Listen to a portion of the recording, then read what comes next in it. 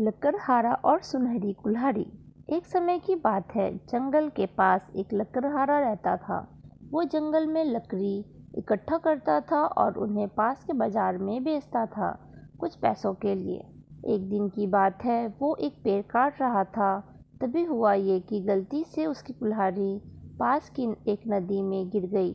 नदी बहुत ज़्यादा गहरी थी और वास्तव में तेजी से बह रही थी। उसने बहुत प्रयत्न किया अपने कुल्हाड़ी को खोजने की, लेकिन उसे वो वहाँ नहीं मिली। अब उसे लगा कि उसने कुल्हाड़ी खो दी है।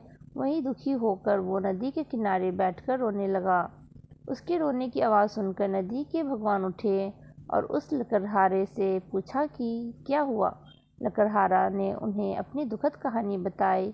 नदी के भगवान को उस लकड़हारे के ऊपर दया आई और वो उसकी मेहनत और सच्चाई देखकर उसकी मदद करने की पेशकश की। वो नदी में गायब हो गया और एक सुनहरी कुल्हाड़ी वापस ले आया, लेकिन लकड़हारे ने कहा कि यह उसका नहीं है।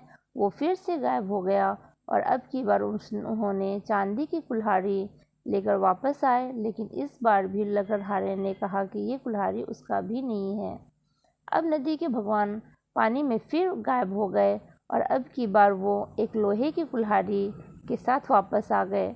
लकड़ी का कुल्हाड़ी देखकर लकड़हारा मुस्कुराया और कहा कि यह उसकी कुल्हाड़ी है। नदी के भगवान ने लकड़हारे की ईमानदारी से प्रभावित होकर उसे सोने और चांदी की दोनों कुल्हाड़ियों से भेंट किया। इस कहानी से हमें यह सीख मिलती है कि ईमानदारी सर्वोत्तम नीति है। धन्यवाद। कहानी अच्छी लगी हो तो लाइक और सब्सक्राइब ज़रूर करें।